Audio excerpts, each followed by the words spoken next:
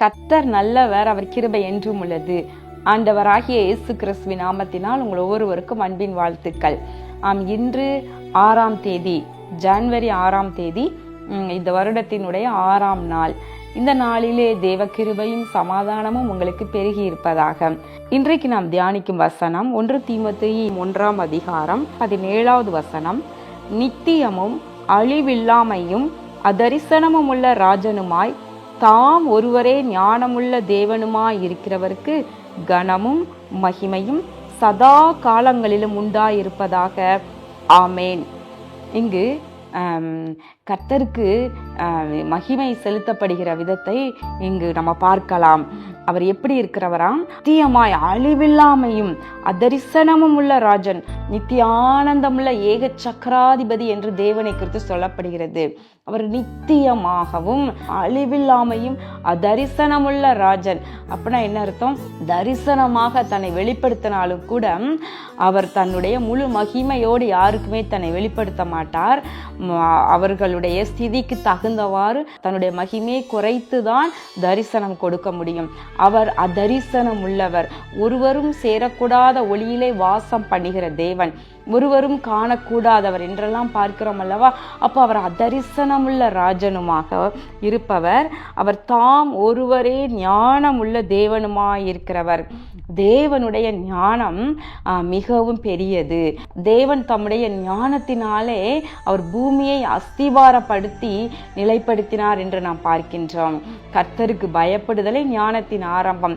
அவர் தாம் ஒருவரே ஞானமுள்ள தேவனாய் இருக்கிறபடினால அவருக்கு பயந்து வாழுகின்ற யாரா இருந்தாலும் அவர்களுக்குள்ள ஞானம் வர துவங்குகின்றது. பிரியமானவர்களே, இப்படிப்பட்ட மகிமையுள்ள தேவனுக்கு கனமும் மகிமையும் சதா காலங்களிலும் உண்டாயிருப்பதாக என்று சொல்லி இங்கு துதிக்கப்படுகின்றது. பிரியமானவர்களே, நாம் இன்று 6வது நாளாக கர்த்தரை உயர்த்தும் துதியை குறித்து நம்ம பார்த்து கொண்டிருக்கின்றோம். நாம் இப்படியும் நாம் துதிக்கலாம். என்ன சொல்லலாம்? நித்தியமும் அழிவில்லாமையும் அதரிசனமுமான ராஜனுமாய் தாம் ஒருவரே ஞானமுள்ள தேவனுமாய் இருக்கிறவருக்கு கனமும் மகிமையும் சதா காலங்களிலும் உண்டாயிருப்பதாக என்று சொல்லி நாம் துதிக்க பழகி கொள்வோம். பிரியமானவர்களே, நாம் இப்படியெல்லாம் வேதத்தில் எழுதியிருக்கிறபடி கர்த்தருக்கு எப்படி பரிசுத்தவான்கள் எப்படி மகிமையை செலுத்தினாங்க, எப்படியெல்லாம் துதி ஏறெடுத்தார்கள், இதையெல்லாம் நம்ம பார்த்து நம் அவனமாகவே நாம் துதிக்கும் பொழுது நம்முடைய வாழ்க்கையில தேவ மகிமை பெருகும், தேவ பிரசன்னம் பெருகும், தேவனுடைய ஆளுகை பெருகும், சத்துருக்களுடைய திட்டங்கள் எல்லாம் முறியடிக்கப்படும், சத்துருவினுடைய கிரியைகள் எல்லாம் அழிந்து போகும். ஏனென்றால் நம்ம இப்படி துதிக்கும் பொழுது அப்படிப்பட்ட மகிமையோடு கூட தேவன் நம்முடைய எல்லையிலும் வாசம் பண்ண துவங்குவார். எப்படி? நம்ம தாம் ஒருவரே ஞானமுள்ள தேவனுமாய் இருக்கிறவருக்கு துதி உண்டாவதாக என்று சொல்லும் பொழுது, அப்போ கர்த்தர் நம்முடைய குடும்பத்துல நம்முடைய செய்கின்ற காரியங்கள்ல அவருடைய ஞானம் வெளிப்படுவதை நம்ம பார்க்க முடியும். அவர் நித்தியம் உள்ளவர், அதரிசனம் உள்ளவர் என்றெல்லாம் சொல்லி அவருடைய மகிமையை புகழும் பொழுது பிசாசு இந்த துதிக்கு முன்னாடி நிற்கவே முடியாது. உங்களை எதிர்த்து போராடி கொண்டிருக்கிற, உங்களை எதிர்த்து நின்று கொண்டிருக்கிற சத்துருவாகிய பிசாசு உங்களுக்கு எதிராக நின்று போர் தொடுக்கவே முடியாது. ஏனென்றால் நம்ம ஆராதிக்கிறவர் அதரிசனம் உள்ளவர், நித்தியம் உள்ளவர். ஆனால் பிசாசு சாத்தான் அப்படிப்பட்டவன் கிடையாது. அவனுக்கு கொஞ்ச காலம்தான் அந்த பூமியில கொடுத்திருக்கிறாரு.